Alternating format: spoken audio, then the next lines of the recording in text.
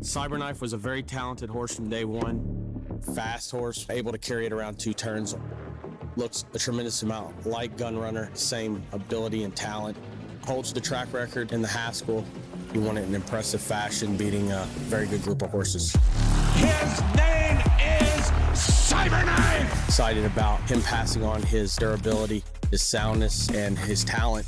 He could definitely be a breed-shaping stallion. Hello everybody, Mike Welsch back at Santa Anita with the Daily Racing Form Breeders' Cup Workout Report, brought to you by Spendthrift Farm, the home of 4-time reigning champion sire Into Mischief, whose 7 Breeders' Cup winners to date ties him for the most by a stallion.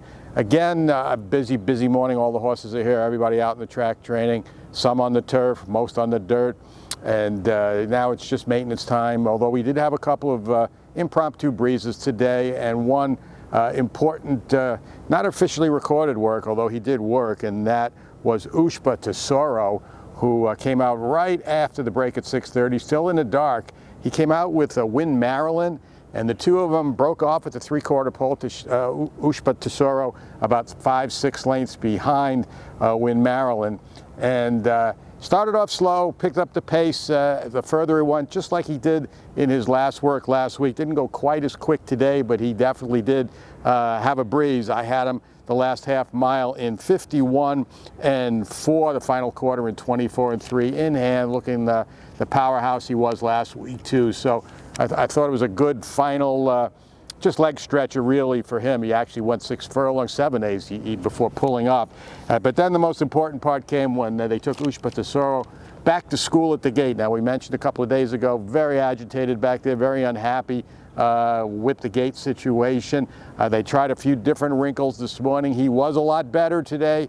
They got him in, they got him to walk out a couple of times, and he was given gate clearance by the crew here. Still not perfect though, so I'm going to guess he may go back there one more time for one more schooling. You don't want to have any problems at the gate on Breeders' Cup Day. You can't give away anything. You break slow, and the chances are compromised right there. So a good morning though for Ushba Tesoro and Win Maryland, who also on my watch really had the same time, maybe ask a teeny bit more to finish, but a maintenance work for her as well. I'm going to run through a lot of the stuff I saw today, too much to mention everything, but just going to go pretty much in chronological order.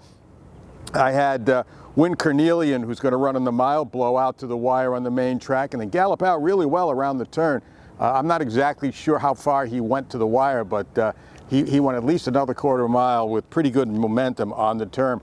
White Abarrio out at his regular time in semi-darkness after the first renovation break, and he looked really good again today. He usually gallops about a mile and an eighth. Today he went a mile and a quarter because he turned around and he also went to the starting gate for some schooling. He was actually back there along with Ushba Tesoro, so another good day for White Abarrio.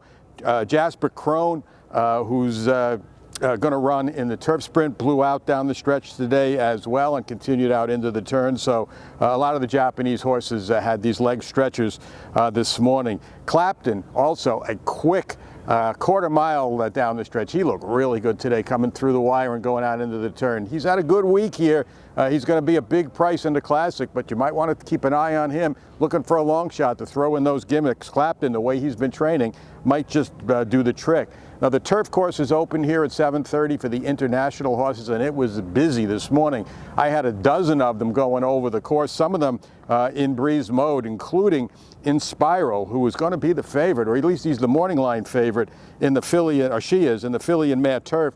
She blew out a half mile in 50-1 and looked good doing it. The time is meaningless. She was way out. The dogs are way out in the middle of the track, so it was wide all the way around. So a good move for Inspiral. Also Songline, who is the morning line favorite for the mile. He also blew out down the stretch, a little slower, but did make a time on my watch in 54 seconds flat. Others I saw out there on the turf this morning, King of Steel.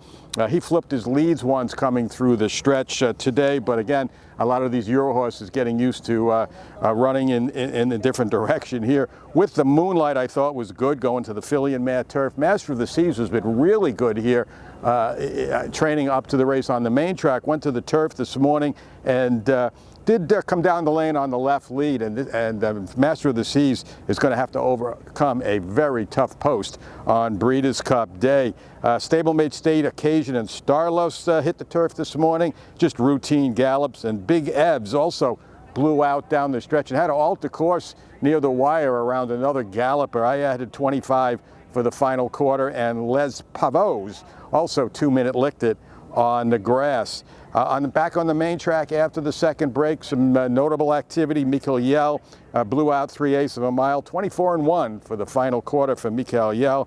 Cody's Wish, what a monster again today. He was not only the star of the day, or the gallop star of the day, this might have been the gallop of the week. Cody's Wish just tugging the rider around there. He did this last week. He worked well. Now he's back in beast mode galloping.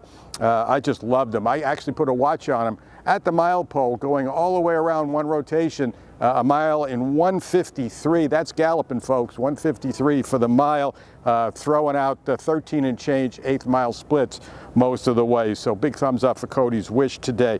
Team O'Brien came out today again in that military-like order, precision-like situation, but today they did a lot more than they did yesterday. They all went back and schooled at the starting gate, and then when they turned around to gallop, they did a much more serious gallop today, almost at a 2-minute lick. The leader of the pack today, the honor of leading the way of the 10 O'Brien horses to train, was Broom this morning. Every time I looked up and saw a Breeders' Cup galloper that was strong and looking good down the track, it seemed like most of the time it was a Chad Brown runner. And the king of the group to me today was Zandon. Boy, I love him. He's coming into the Classic, another long shot situation. I think he's 12-1 on the morning line, but he's looking like a 2-1 shot in the morning. He was just gliding over the track, full of run today. So a big thumbs up for Zandon. The same situation for all the Brad Cox horses. They've all done exceptionally well since they've got here.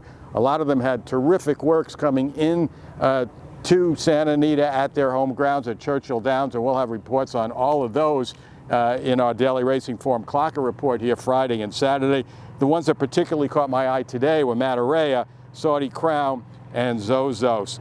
Tad Pletcher sent out Bright Future and Dreamlike very early in the dark to train yesterday for the Classic. Today they came out at 9 o'clock, but whether in the light or in the dark, they are looking good coming into the race as well. They are going to be outsiders. And the last horse I wanted to mention is Adair Manor. She really wanted to do more. Rider had her hands full this morning. She's been training very, very well up to the distaff. So that's a capsule look at what happened today. We have one more day of serious training here, and then off we go to the Breeders' Cup Friday and Saturday. So I'll be back one last time on Thursday with the Daily Racing Form Breeders' Cup Workout Report. Keep it right here for all that activity and all the best coverage of this year's Breeders' Cup at DRF.com.